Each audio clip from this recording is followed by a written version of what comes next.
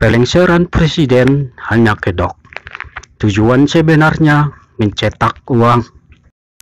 Ketika kelompok oposisi gencar membahas pelengseran presiden, kita pasti merasa itu terlalu mengada-ngada, sebab presiden tidak ada kasus. Sementara sistem demokrasi kita sekarang jauh lebih baik dari zaman Soeharto. Mestinya bahasan soal pelengseran sudah tidak relevan lagi. Dan kalaupun terjadi pelengseran, penggantinya pasti Ma'ruf Amin, bukan Prabowo atau Amin Rais. Di satu sisi kita melihat betapa diskusi publik dan tekanan untuk menjatuhkan presiden itu dimainkan oleh para elit. Namun di sisi lain, kita tidak melihat apa untungnya bagi mereka. Bukankah ini semua hanya sebatas memberi karpet merah pada Ma'ruf Amin? Sementara sang kiai nampak tidak punya ambisi politik untuk jadi presiden dan tidak cukup kuat untuk mengorkestrasi acara pelengseran. Beliau hanya ketua MUI dan tidak punya partai. Begitu juga dengan usulan pencetakan rupiah hingga ribuan triliun disuarakan oleh politisi dan elit. Mardigu ikut menjelaskan secara sederhana dan mudah dipahami, lalu diamini oleh masyarakat yang tak paham sistem ekonomi. Di satu sisi, kita melihat mereka ini bukan orang bodoh, sehingga pasti tahu dampak negatifnya bagi Indonesia. Pertanyaannya, kenapa mereka justru ingin menghantarkan negara ini dalam jurang krisis? Bukankah mereka juga warga negara Indonesia yang pasti terdampak? Tapi belakangan saya akhirnya mendapat informasi terpercaya dan masuk akal kalau banyak orang ingin mengulangi tragedi 98. Wacana pelengseran dan pencetakan rupiah ribuan triliun itu ternyata berkaitan. Pada tragedi 98 yang kita ingat adalah demonstrasi oleh mahasiswa, penjarahan dan pemerkosaan etnis Tionghoa, penangkapan dan pembunuhan aktivis. Tapi yang tidak terekam oleh sejarah kita adalah tanda tanya besar kenapa nilai rupiah turun drastis dari 2.500 per dolar menjadi 16.500. Masa hanya gara-gara demonstrasi, kerusuhan, dan mundurnya Soeharto bisa membuat rupiah terjun sebanyak itu? Maksud saya, rupiah anjlok itu masuk akal, tapi dari 2.500 ke 16.500, apa masih masuk akal?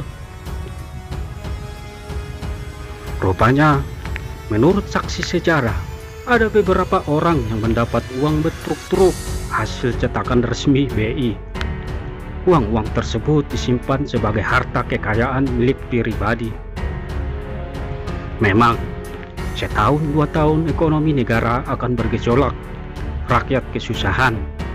Sementara uang puluhan truk itu tak bisa langsung dinikmati. Mau ditukar dolar pun nilainya tak seberapa. Tapi itu hanya sebentar saja, karena rakyat kita gigih dan akhirnya ekonomi negara membaik. Lalu setelah ekonomi jadi normal, maka para pemilik uang puluhan truk itu bisa mulai menikmatinya. Jadi jangan heran kalau ongkos politik di pemilu begitu besar. Dan kadang kita lihat beberapa ketum partai itu menghambur-hamburkan uang untuk biaya promosi selama bertahun-tahun. Dari mana uang-uang itu? Kenapa seolah tidak ada rasa eman dengan biaya besar? Ya, karena mereka mendapatkannya dengan cara yang mudah. Pencetakan uang di masa transisi dan krisis politik bisa tidak terkendali. Yang resmi mungkin akan diumumkan 1.000 triliun, tapi yang ilegal bisa jadi lebih besar dari yang resmi. Jadi, tak perlu heran kalau banyak orang ingin mengulang kejadian 98. Karena itu adalah momen terbaik untuk mencetak uang demi kekayaan pribadi dan biaya politik 10-20 tahun ke depan. Cara ini jauh lebih efektif dari sekedar korupsi. Masalahnya menjadi lebih buruk karena saksi sejarah 98 ada banyak. sementara yang mendapat uang truk hanya segelintir orang saja, hitungan jari. Jadi kalau terjadi revolusi lagi, maka beberapa saksi sejarah itu ingin mengulangi dan ikut mendapat bagian, tidak hanya melihat dan menyaksikan dengan tatapan kosong. Jadi kalau kita lihat ada beberapa pelaku sejarah di 98 dan ingin itu terulang kembali, hampir pasti karena mereka ingin mendapat bagian yang lebih besar dari sebelumnya. Jadi tak perlu heran bila para pejuang demokrasi 98 hari ini justru ingin menghancurkannya. Bahkan tak segan merapat pada kekuatan Centana, kelompok yang dulu mereka hujat habis-habisan tanpa malu dan sungkan. Bagaimanapun ini hanya artikel sederhana dari sekumpulan cerita yang mungkin bisa menjawab pertanyaan-pertanyaan di luar sana, sehingga kepingan yang sebelumnya tak sempurna itu kini jadi logis. Begitulah kura-kura.